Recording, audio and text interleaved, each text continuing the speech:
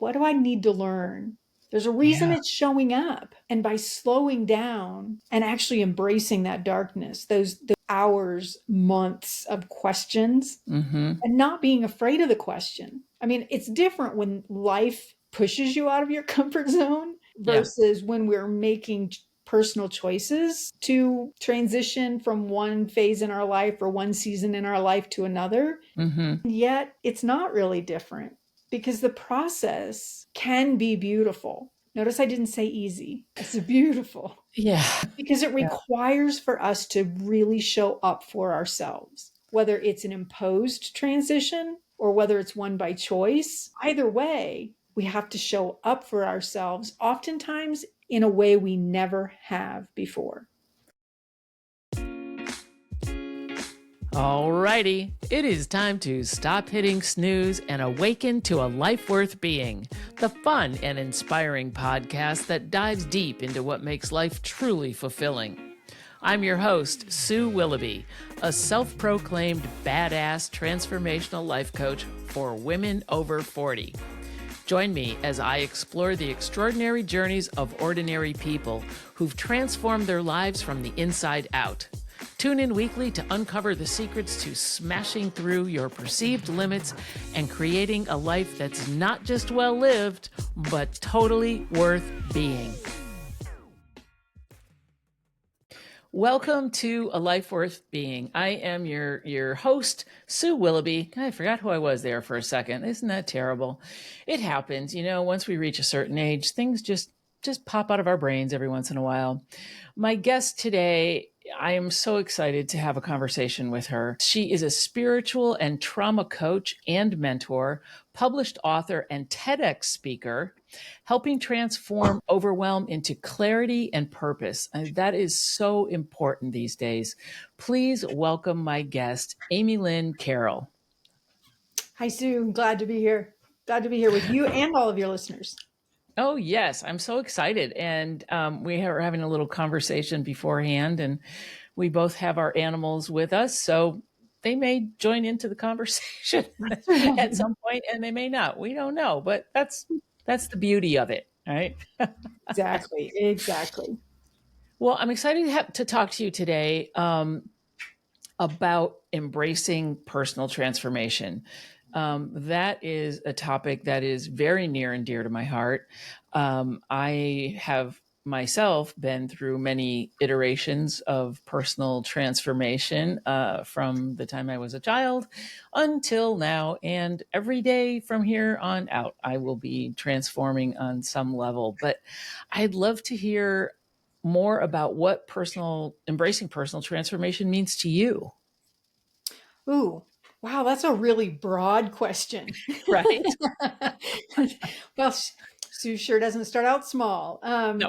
Well, I think I think I look at transformation a little differently than some people do Mhm. because for so long, change was a really hard word for me and it was a scary word for me. And Mm. so I actually kind of coined this phrase. It's like, I'm not changing. I'm simply becoming who I've been all along. I just forgot along the way. Mm. You know, it's like Mhm. the world, society, our parents lovingly, our teachers, our friends, our coworkers, our spouses, our children, grandchildren, they all set out expectations for a role that we, especially as women, we pick that role up, whether it was really ours to carry or not. We still pick it up and we give it our all. Yeah. And oftentimes, in picking up those different roles and labels and expectations, we forget to care about us, our most inner, truest being. And in forgetting to care about us, we forget who we are. We forget what makes us happy. We forget what being fulfilled feels like, let alone Mhm. looks like. And so for me, and when I think of transformation, it's not about wishing I could be something different, but it's about leaning into the imaginings of who I've always been, but was distracted in other roles in my life. So it doesn't have to be a negative thing. It doesn't have to be a scary thing. It doesn't have to even be a heavy thing. it can really be exciting and opening and inviting. And my word for 2024, it can be expansive I and love opening that. those doors. Expansive. Yeah. Yeah, I agree. I think that, especially women of a certain age, you get to a point, like you said, we may have been busy taking care of others or just whatever the scenario is, that we do forget that it's okay to take care of ourselves and explore new things. And I love the word expansion, and expand on, because we do have so much to offer, and our journeys thus far have gotten us where we are today. And I think we forget that. Yeah. Absolutely. I think there's an expectation we so often put on ourselves that life is needs to look a certain way. Mm-hmm. And so when we find ourselves in a position where transformation is an option, it's the what's the phrase, the devil you know is better than the devil you don't know. Right. Yeah. And so that might keep us from reaching out, from broadening beyond that comfort zone. And to me, a comfort zone is a misunderstanding of our experience. Mm. Tell me Because, more about that. A well, misunderstanding of our experience. I like that. yeah, well, I don't know about you, but comfort zones don't necessarily keep us safe. We Mm-mm. just know what to expect. Yes. Comfort zones aren't necessarily easy. We just kind of have a general idea of what we think we can expect. Yeah. And so there's this societal definition almost that a comfort zone is something that protects us and keeps us safe. And I call pish posh on that. Like, to me, that's BS, Mm-hmm. because just because I'm comfortable in a space doesn't mean I'm being physical. I don't have a sense of fulfillment Mm-hmm. or that it meets my need.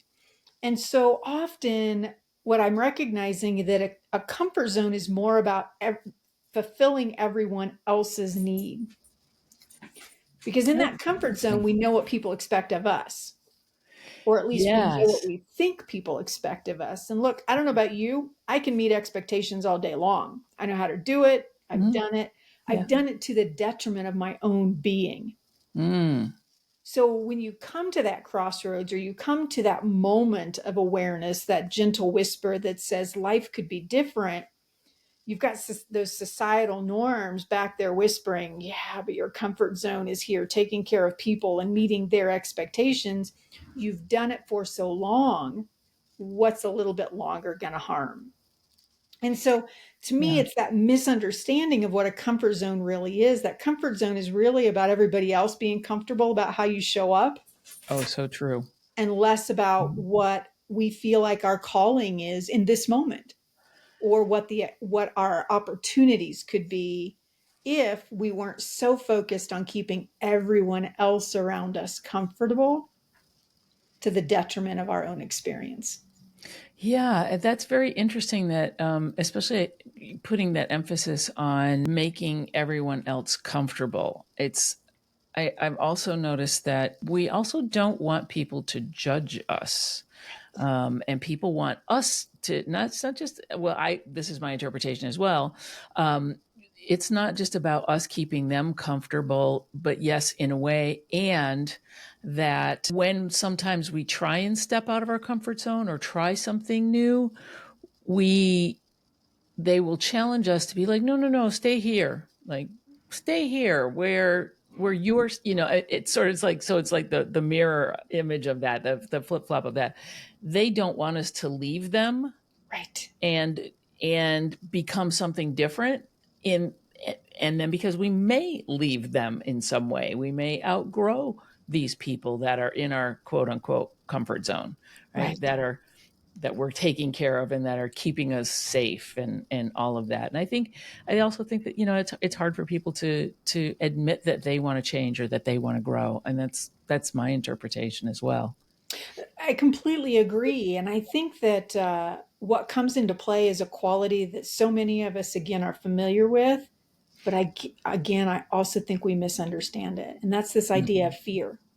Oh, They're fear. afraid of Huge. losing us. We're afraid of disappointing them. Yeah. Well, so what is this idea of fear? Hmm. And to me, fear is nothing more and nothing less than imagination. Now, it's usually imagination on steroids, and it can be very dictatorial, setting boundaries and Mhm. barriers because we think, somebody said to me quite some time ago, fear keeps us safe. And so Mm. it has a valuable role. Well, It, fear only keeps us safe if we think we need to be protected yeah. from something or someone or some environment. And so while there might be pockets in our life where that fear can be helpful, a universal application of fear actually Hmm. limits our experience. And it Right. limits the experience of those around us, of their experience of us, because we work really hard to stay within the box that we have created or accepted that was put upon us. And their fear of us changing or transforming or experiencing something new, because that might ripple into their life, Yeah, absolutely. Yeah. really stops us from moving forward.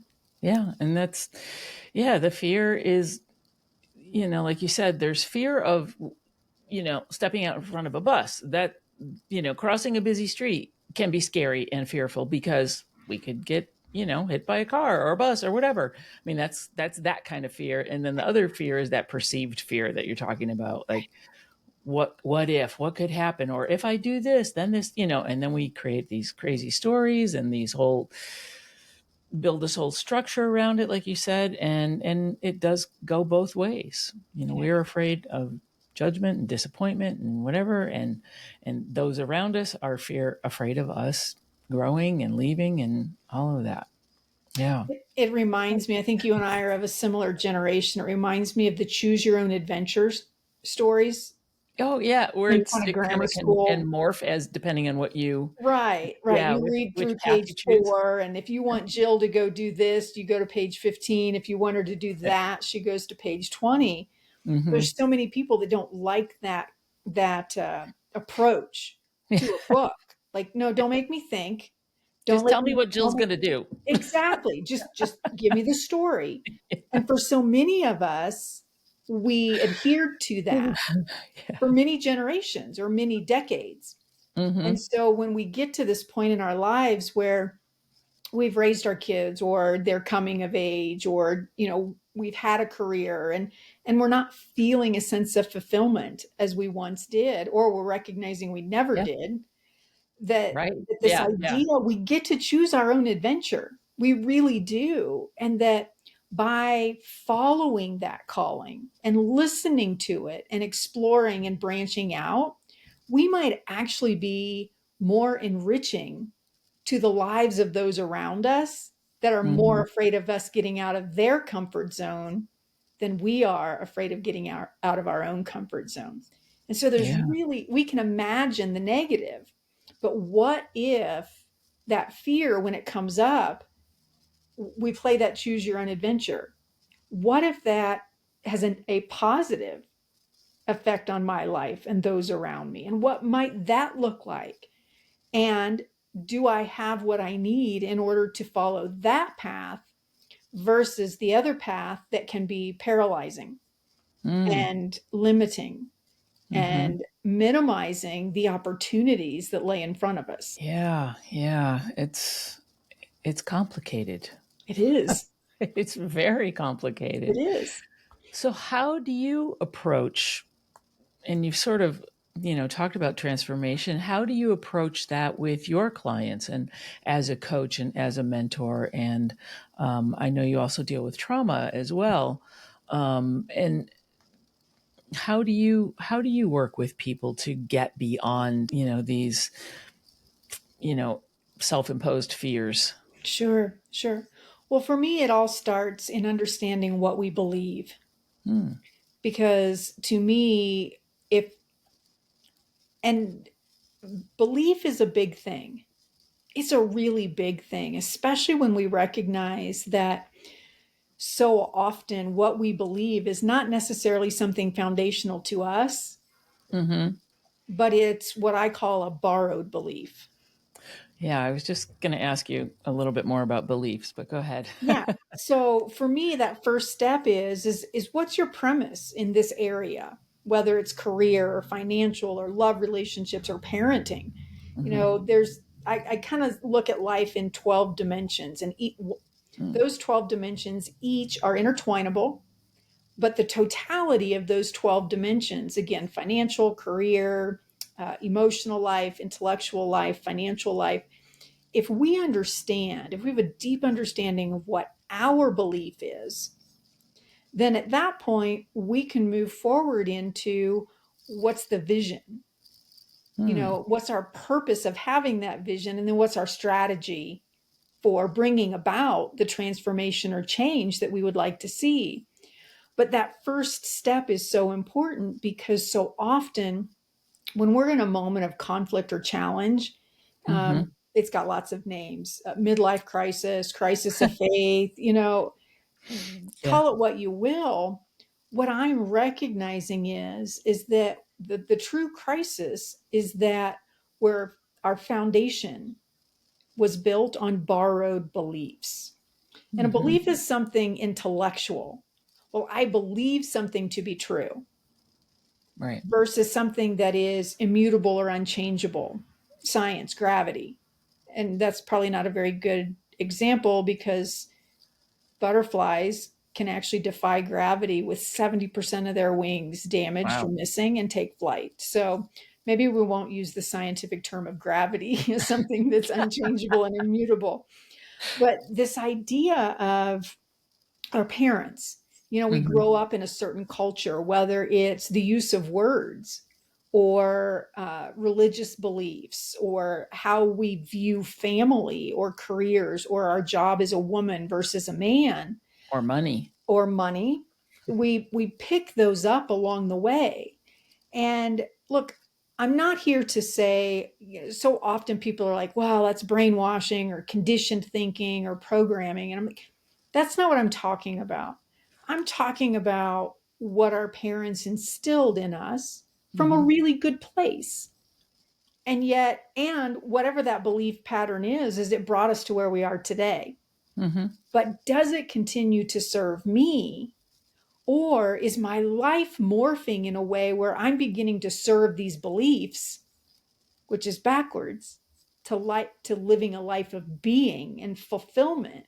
Hmm. So in this space of a borrowed belief, the first step is what do I really believe?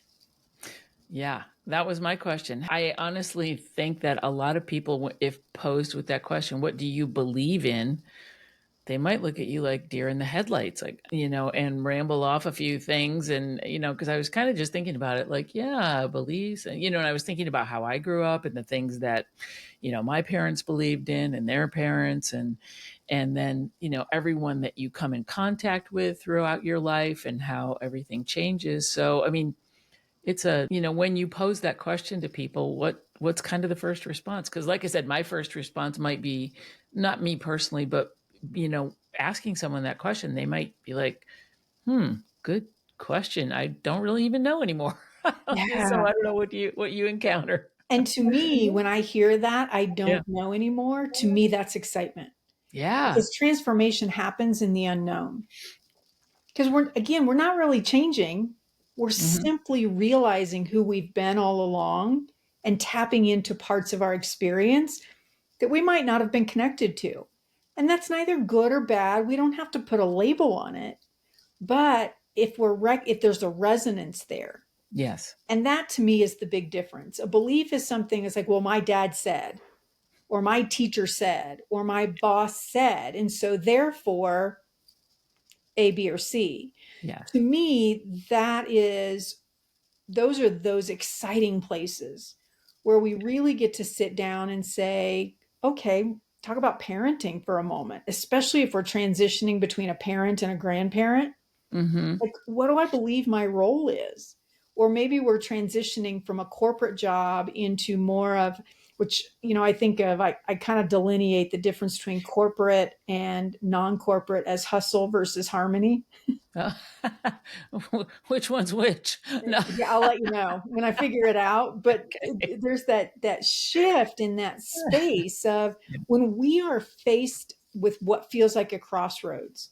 Mm-hmm. Because to me, a belief is something very intellectual. Mm-hmm. An experience oftentimes can't be described. And so if someone can come up and say, well, this is what I believe, to me, that's a clear indication that it's just simply a belief. It Mm. doesn't necessarily mean it's an experience or part of who they really see themselves as. And so we get to explore that together and dig a little deeper and say, okay, so Okay. where did this belief come from? And again, we're not exploring where it came from in order to justify or vilify. We're simply asking a question. Because if we can understand where it came from, we can then move on to the next question as to whether or not it continues to serve Mm-hmm. the horizons, the frontiers of our experience. And if it's no longer serving us, we get to say thank you, honor it, set it down. Yeah. And by setting down that belief that it no longer serves us, we're freeing up our capacity to pick up new and exciting things, to explore and discover Yeah. things that might not have even come into our consciousness existing. I can tell you, when I was 20 years old, I never imagined I would not be in the corporate world. That because Mm-hmm. that's what I was raised to do. That's how you bring Yeah. value and worth to the world. And that's your job, is to bring value and worth to the world. And so when we're faced with a crossroads, or we're faced with something that feels like a conflict, to me, going back and determining, what is my belief about my career? And do I truly believe that the only way to add value to this world is through a corporate job? Or are there other possibilities out there that I can explore, either tangentially or in parallel paths to that corporate career, until I feel comfortable to make the step? Because it doesn't have to be all or nothing. Right. Exactly. It doesn't. And I think that that is a really important point, that a lot of people think, oh, well, if I leave my corporate job or if I do whatever, then I'm stuck, or or what if I fail? I mean, it does it, and there's a lot of, like you said, that we're kind of back to that transitional space, right? It doesn't have to be cutting off one thing to start another one. It can be a progress, a little progression, slowly transitioning into something, maybe sticking your toe in the pond and seeing if that works. Yeah. Take a relay race as an Mm-hmm. Yeah. example. I just watched the Summer Olympics, Mm-hmm. and there's a baton that's being handed off. Yeah. Well, as the baton is being handed off, the next person in line has already begun to run. Yes. It's not this stopping point, boom, we're done. And then they have to start cold, fresh. Yeah. There's a You're already on the transition move. period. Yes. Right. Transformation is all about graceful transitions. And by graceful, I mean listening to grace, not necessarily looking graceful Yeah. or feeling graceful. I've But had a lot of very ungraceful transitions. oh, me too. Are you kidding me? But that, Yes.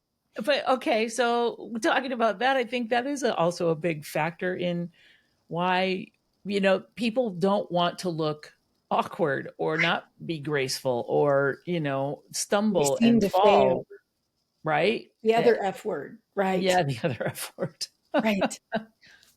Well, Yeah. the Yeah. example I would use is, most of us here in the Western world know exactly what WD-40. Well, what people may or may not recognize is that there were 39 iterations of that lubricant before they finally came to that end result of what they were looking for. Yeah, I wonder what WD aught one was.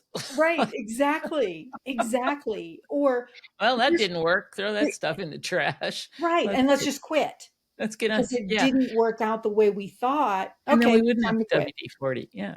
And that's the thing, Exactly. right? People give up, or, you give up too quickly because, Yeah.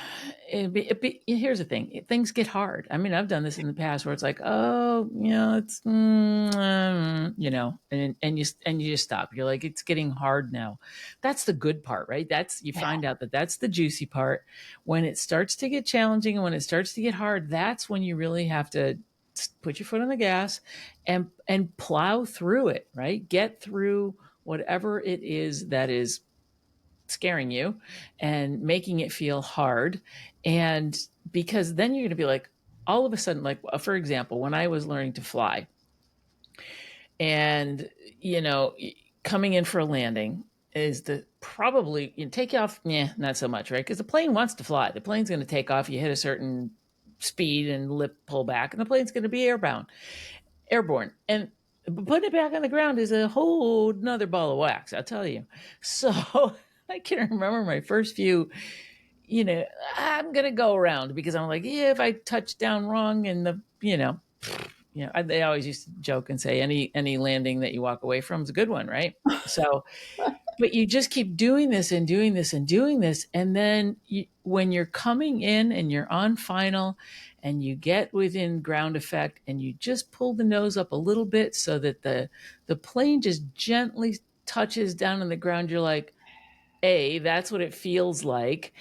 Oh, okay. It just clicks, right? And so it's like, oh, but you have to go around a few times and struggle with, because there's a lot of factors. There's wind sideways, but that's not unlike anything. Right. It just, there's Or always going take to be it back to something challenges. we all have experienced. Yeah. I don't know about you, but I wasn't doing algebra in kindergarten. Still don't do algebra. No, I do.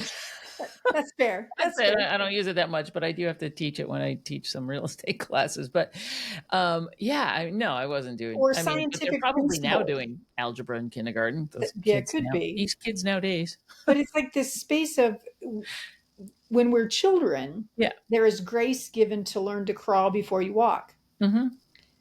Yeah. And then as we grow older, we've got some sense in our head, a borrowed belief that, well, if I'm going to make a change, it's got to be cut, dry, boom, and it's got to be successful. Well, no, there's a gradual evolving and unfolding, even in new ventures. And to Yes. give ourselves the grace and the space to stumble and to understand the difference between a stumble and failure, Mm-hmm. because the stumble might just give us the impetus, the experience to know on our next roundabout for landing, Mm-hmm. we need to pull the nose up a little bit more than we were Sooner doing. or later or Right, something. Yeah. right. And so it's You get a it's the feel for it. experience of getting the feel for it, that it's not one and done. Right. That's not what transformation is. We think about, for me, I think about the life of a butterfly. Yes. And the caterpillar doesn't hate the butterfly doesn't hate the caterpillar, and Isn't that that freaky? chrysalis phase completely changes the DNA, Mm-hmm. and it doesn't happen overnight. Mm-mm. There's a goo, there's a breaking Yes. down of, and then a building back up, Yeah. because Like, isn't it? innately we know. There's like a couple little things that are in that DNA, right? And then when everything just turns to mush, and I didn't realize this for the longest time. I was like, oh, the little caterpillar goes in there and he's already got the wings, then they pop out. And, I didn't realize that I completely disassemble, turn to goo, Yeah. and then reassemble. With the exception of like the two little or couple little pieces that are in their DNA that kind of reform into the beautiful butterfly, and then it pops out. And I'm like, whoa, that's incredible. I've kind of come out of the chrysalis a couple times with like a half a wing and you know Me too. eyeball on the back of my head. I'm like, I got to go back in there and keep Yeah, turning to goo. Try again. exactly. And that's the transformation part of it. And the transformation can be beautiful if we, and I'm going to use a big word here, if we Okay. surrender into it. Okay. That's not And that this big. surrender is this space for so many people. It's like, this kind of takes us back to that control versus command, Mm-hmm. because we grow up in a world where if it's going to be, it's up to me. And if you're learning to fly a plane, it's really important that the up to me is up to snuff, Mm-hmm. because not only is your life in your hands, but the potential of passengers, Yep. people on the ground, whatever Yeah. that may be. And so, in this space of transformation and giving ourselves the space to surrender into what we don't know, that actually opens up frontiers beyond our wildest imagination. I mean, I never imagined I'd be a TEDx speaker. I never imagined I'd write a book. I never Right. imagined I'd be on podcasts. And And look yet at my amazing. world took such a turn that I could have spent many years in a dark place because life Mm-hmm. was not unfolding the way I had planned it, I had worked for, I had hoped, expected, and put all my energy and effort into my comfort zone. And so when I had my stroke back in 2022, which left me a quadriplegic, Wow. after being someone who was a marathon runner and a horseback rider, and I was an active person, there were definitely moments of darkness. And what I did in that darkness was to embrace it. Mm. What do I got? What do I need to learn? There's a reason Yeah. it's showing up. And by slowing down and actually embracing that darkness, those hours, months of questions, Mm-hmm. and not being afraid of the question. I mean, it's different when life pushes you out of your comfort zone Yeah. versus when we're making personal choices to transition from one phase in our life or one season in our life to another. Mm-hmm.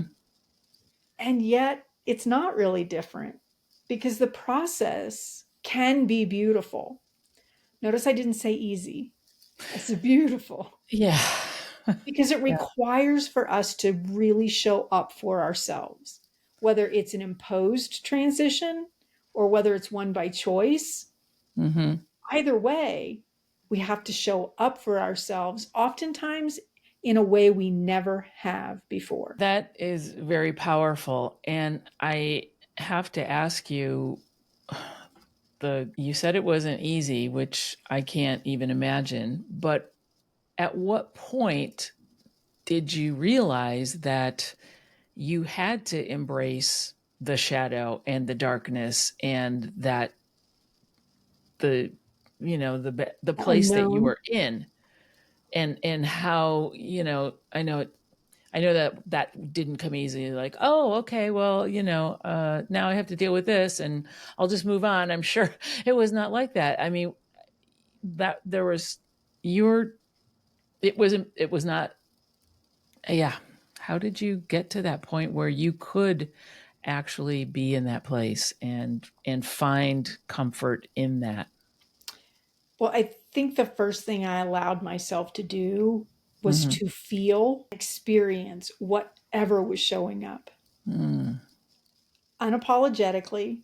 And God bless the people around me because they were on the receiving end of the anger, the bitterness, the Yeah. fear, you know, and yet if I allowed myself to experience that and live through it, Mm-hmm. instead of being afraid that I was going to hurt someone's feelings or that I wasn't going to get the life I wanted or had worked for or Mm-hmm. had been told was mine, working through and just embracing those emotions and recognizing where they came from, which takes us back to belief. Because at each turn, we have the option of moving from whatever emotion we're feeling either forward into a new experience or into victimhood. And I to love that me, you said oh, you I'm sorry, have go that ahead. choice, right? Right, We all have, absolutely. there is that point where we make a conscious decision to stay back, Yep. or accept that, oh, we're a victim, or like you did, and thank you for sharing that, that you did go through the anger, that it wasn't all sunshine I and still rose. do. Yeah. Right? I still do. I mean, almost 2 years later, I still get viscerally angry Mm, because I can't eat by myself. I yeah. can't get up and go to the store. I can't go visit a friend on a whim. Or, recently I've had a spate of friends going through some health challenges of their own. Mm-hmm. Well, prior to my own health challenges, I was the caregiver. I was the Mm, one who showed up with a lasagna or, baked goods or fresh bread or that's how I loved the people around me. yeah. And I had to learn that while life's experiences, our they form our experience. What happens forms our experience. It's not our identity. It's not our only value. And so I I had to, I got to learn, how can I care for those around me in a Yeah. new way, which just reminded me of my own resilience and my own ability and capability beyond. So you spend a few minutes being angry that you can't just go bake a cake and take it over and drop it off, or chicken parmesan, or whatever it is you want to do. But live in that moment for a few minutes, feel it, experience it, acknowledge it, and honor it, so you can then set it down Mm-hmm. and say, okay, yes, I'm really angry about that. Now, what can I do? What Yes. am I capable of doing that can help meet a need for this other person in need? So, and to learn to look inward in that way actually is a huge invitation to those around us, because when someone's going through something tough, the last question they want to hear is, how can I help? What do you Right. need? You're like, yeah. Like, And I think it doesn't that come out of like an awkwardness because we don't know, yeah, like, well, how can I help you? exactly. They don't know at that point because Right. And they they're in want such to. need. They Yeah. want to. But look, in my experience, my friends are lucky enough to have never experienced the health challenges that I have experienced. Right. And so for me, getting really clear on what my needs are and delineating between needs and wants not only helped me to move through the anger, and when it pops back up, not to feel like everything's crumbling, but to live in Mm, that moment of anger hmm.